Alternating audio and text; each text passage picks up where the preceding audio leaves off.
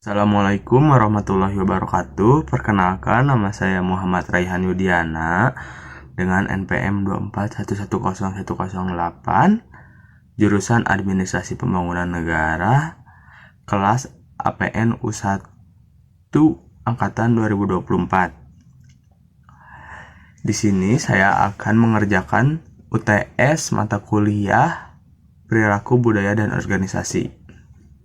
Diajukan untuk memenuhi salah satu UTS take home mata kuliah Perilaku Budaya dan Organisasi.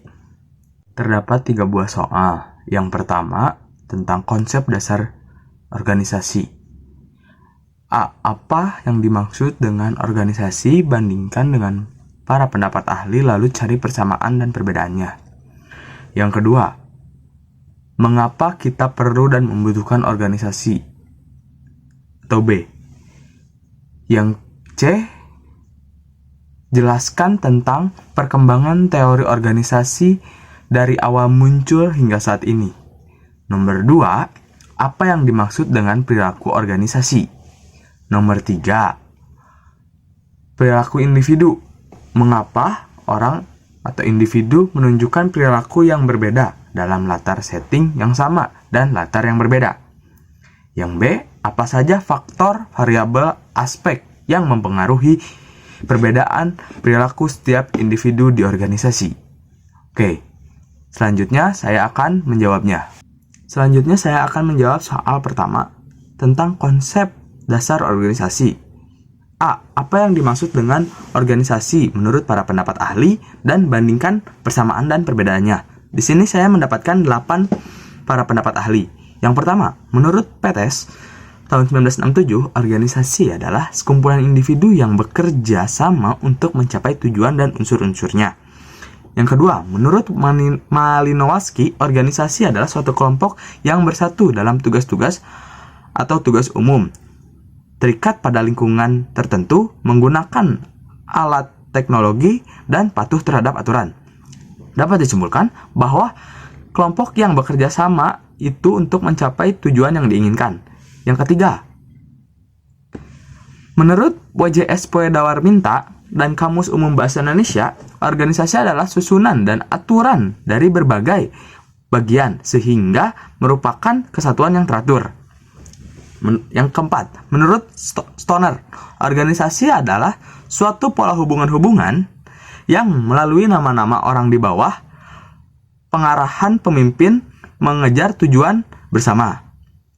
Yang kelima, menurut James Demoney, organisasi adalah bila nama-nama orang bergabung dalam usaha bersama untuk mencapai tujuan bersama.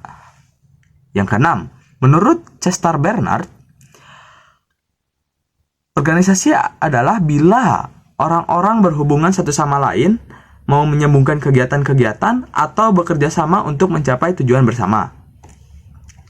Selanjutnya, menurut Eschenstein, organisasi adalah suatu koordinasi kegiatan sejumlah orang untuk mencapai tujuan melalui pembagian pekerjaan dan fungsi lewat hierarki dan tanggung jawab. Selanjutnya, menurut Kochler, organisasi adalah sistem hubungan terstruktur yang mengkoordinasikan usaha suatu kelompok orang untuk mencapai tujuan tertentu. Pandangan lain bahwa organisasi sebuah kegiatan kesatuan, yaitu sekelompok orang terlihat bersama-sama di dalam hubungan yang formal untuk mencapai tujuan.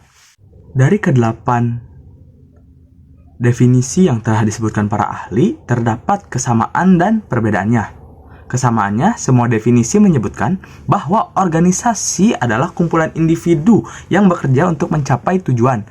Yang kedua, definisi-definisi juga menyebutkan bahwa organisasi memiliki struktur dan aturan yang mengatur hubungan antara individu.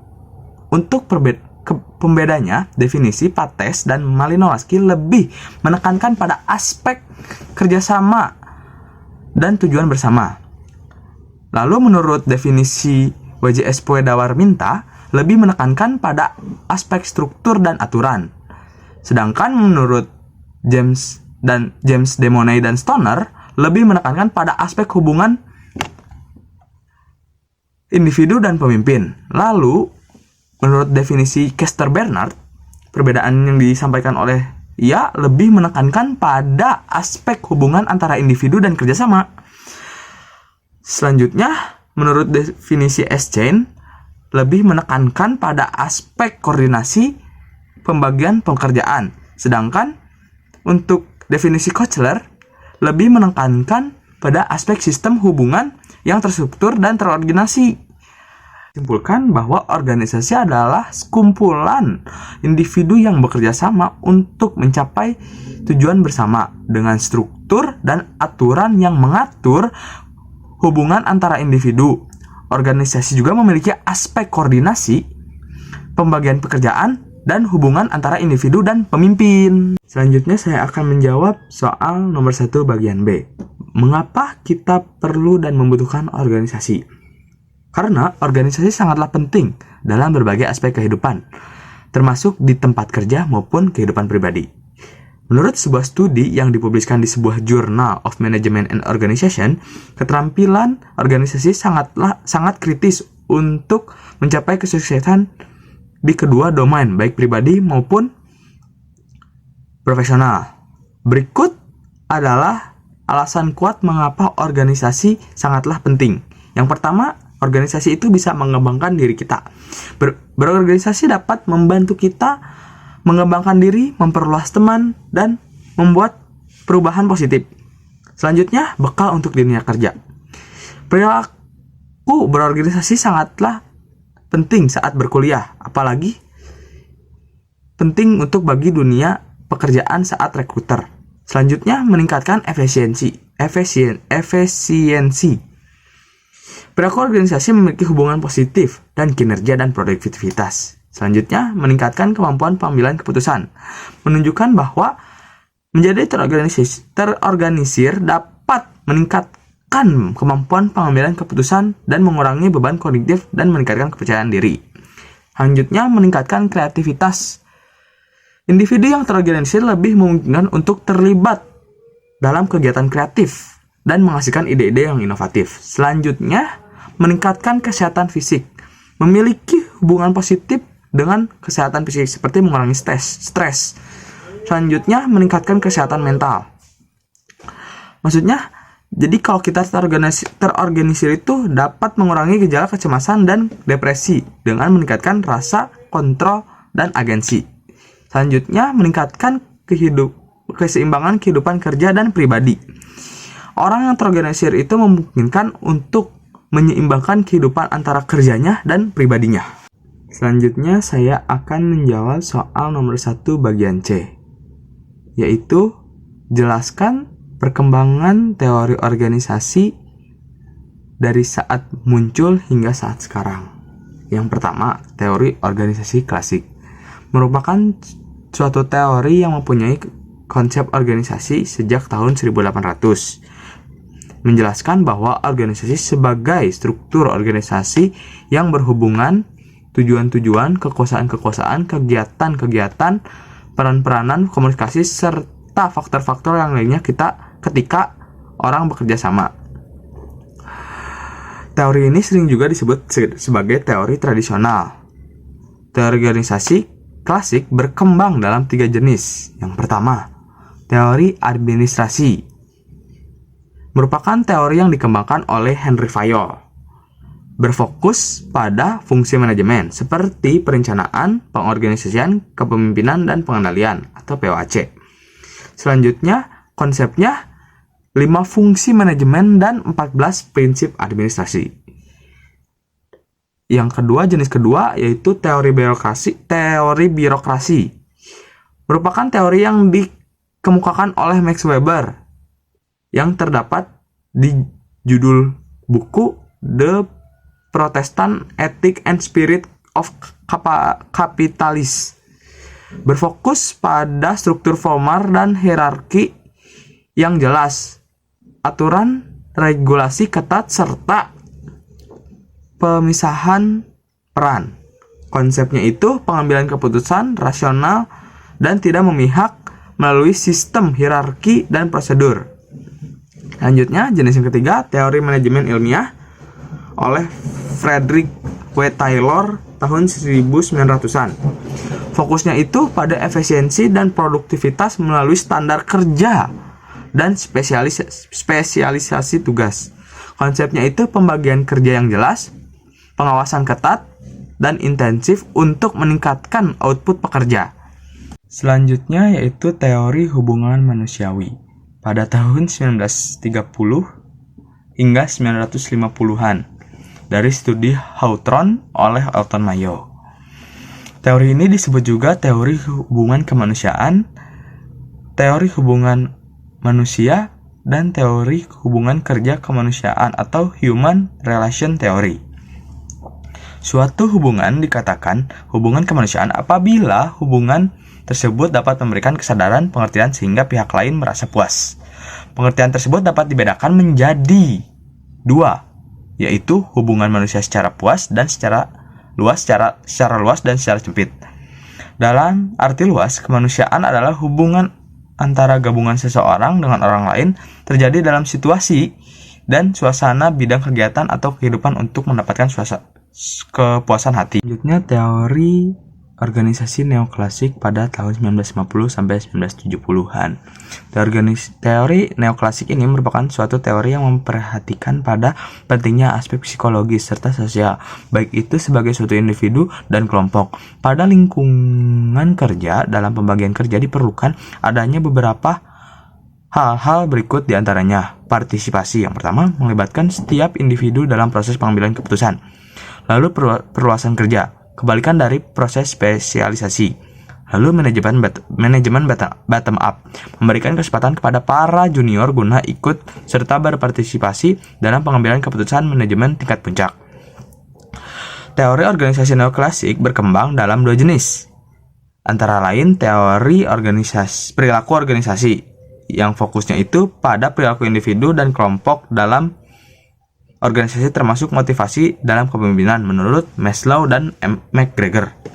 Yang kedua, teori sistem menurut Ludwig von Betalanffy. Organisasi dipandang sebagai sistem terbuka dan saling berhubungan dan dipengaruhi oleh lingkungan. Selanjutnya, teori keempat yaitu teori kontingensi pada tahun 1960-an hingga 1980-an. Joan Woodward, Burns and Stalker, dan Lawrence dan Lords menjadi pemikir utama. Teori ini berlandaskan pada pemikiran bahwa pengelolaan organisasi dapat berjalan dengan baik dan lancar apabila pemimpin organisasi mampu memperlihatkan dan memecahkan situasi tertentu yang sedang dihadapi, dan setiap situasi harus dianalisis sendiri. Dari semua teori ini, tidak satu teori pun yang dianggap paling lengkap dan paling sempurna. Teori-teori itu satu sama lain saling mengisi dan saling melengkapi. Teori ini dianggap baik dan tepat apabila mampu memperhatikan dan menyesuaikan lingkungan dan mampu memperhitungkan situasi-situasi tertentu. Selanjutnya, teori organisasi modern. Teori kelima ini merupakan suatu teori yang mempunyai sifat terbuka di mana semua unsur-unsur organisasi satu kesatuan yang saling ketergantungan satu sama lain. Teori organisasi modern dikembangkan oleh Herbert Simonian, ditandai juga dimulainya pada saat berakhirnya gerakan kontingensi. Teori organisasi modern disebut sebagai analisa sistem pada organisasi, yaitu aliran ketiga tersebar pada teori organisasi serta manajemen. Sistem terbuka yang dikembangkan oleh Katz dan Robert Kahn yang terdapat dalam buku judul The Social Psychology and Organization menjabarkan tentang keunggulan sistem terbuka. Selanjutnya, teori ke-6, yaitu teori digital and agile, yaitu teori yang digunakan saat ini. Teori agile yaitu mendorong fleksibilitas dan adaptasi dalam menghadapi lingkungan yang dinamis. Teori organisasi digital yaitu fokus pada transformasi digital, penggunaan teknologi untuk efisiensi organisasi. Untuk soal selanjutnya yaitu nomor 2, apa yang dimaksud dengan perilaku organisasi? Saya mendapatkan 3 jawaban dari para pendapat ahli. Yang pertama, Joe Kelly, perilaku organisasi adalah suatu bidang yang mempelajari sifat-sifat organisasi termasuk bagaimana organisasi dibentuk, tumbuh, dan berkembang.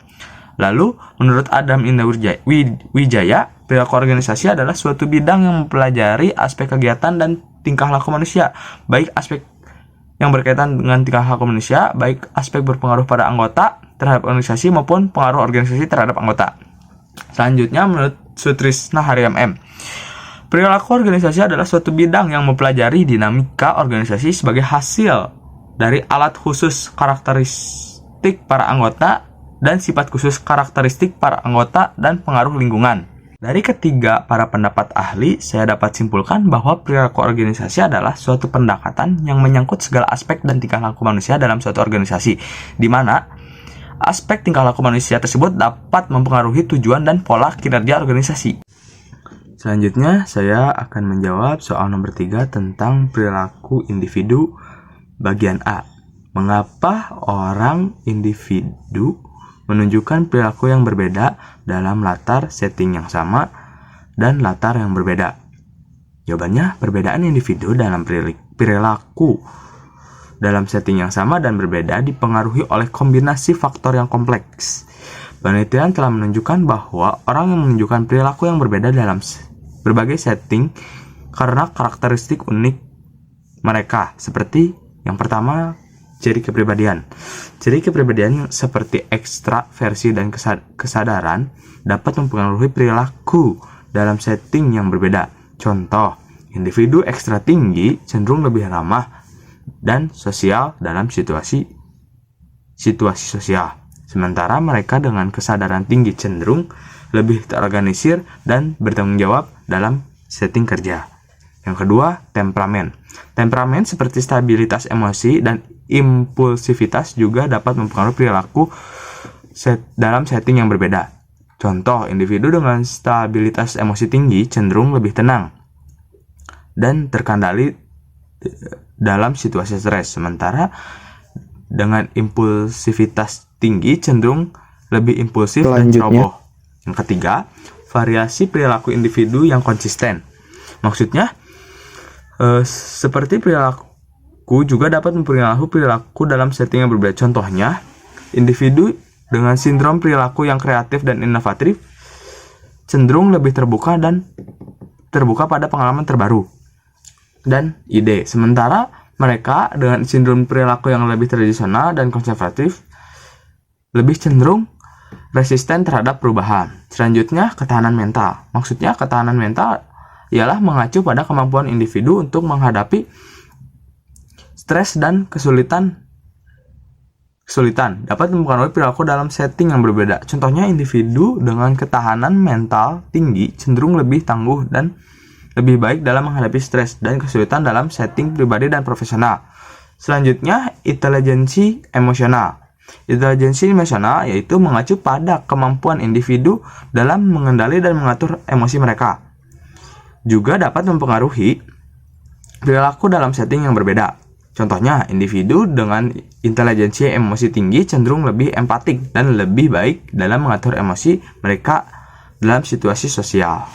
Untuk pertanyaan nomor 3 bagian B, yaitu apa saja faktor atau variabel atau aspek yang mempengaruhi perbedaan perilaku setiap individu di organisasi. Jawabannya, yang pertama dari kepribadiannya. Maksudnya, kepribadian individu dapat menggambarkan perilaku dalam organisasi. Contohnya, individu dengan kepribadian ekstrovert dapat lebih berpartisipasi dalam kegiatan organisasi, sementara yang introvert lebih fokus pada pekerjaan individu. Selanjutnya, yang kedua, budaya organisasi. Budaya organisasi dapat mempengaruhi perilaku individu dalam organisasi. Contohnya, organisasi dengan budaya yang lebih kolektivistik dapat mendorong individu untuk bekerja sama dan bertanggung jawab. Sementara organisasi dengan budaya yang individualistik dapat mendorong individu bekerja secara mandiri. Selanjutnya, dari cara kepemimpinannya. Yang ketiga, kepemimpinan dapat mempengaruhi perilaku individu dalam berorganisasi. Contohnya, pemimpin yang demokratik dapat mendorong individu untuk berpartisipasi dalam pengambilan keputusan. Sementara pemimpin yang otoriter mendorong individu untuk mengikuti perintahnya. Selanjutnya, kepuasan kerja. Kepuasan kerja dapat mempengaruhi perilaku individu dalam organisasi. Contohnya, individu yang lebih puas dengan pekerjaan mereka dapat lebih termotivasi dan berkomitmen pada organisasi. Sementara individu yang kurang puas dapat lebih demotif dan kurang berkomitmen. Selanjutnya, yang terakhir yaitu komitmen afektif, yaitu dapat mempengaruhi perilaku individu dalam organisasi. Contohnya, lebih memiliki komitmen afektif pada organisasi, dapat lebih berdedikasi dan komitmen pada organisasi. Sementara individu yang kurang memiliki komitmen afektif dapat lebih kurang berdedikasi dan berkomitmen. Dan cukup sekian pemaparan yang telah saya sampaikan, berisikan 3 soal. Saya mendapatkan jawabannya itu melalui buku Perilaku Organisasi dan Kepemimpinan, Konsep dan Aplikasi Administrasi Manajemen dan Organisasi, karya Deddy Mulyadi, yang saya pinjam dari perpustakaan kampus. Lalu saya mendapatkan juga dari buku elektronik melalui internet dengan judul Mengenal Konsep dan Perkembangan Teori Organisasi, karya Taufik Rohman. Sekian dari saya. Terima kasih. Wassalamualaikum warahmatullahi wabarakatuh. Semoga bisa terjawab hasil ujian UTS-nya. Terima kasih.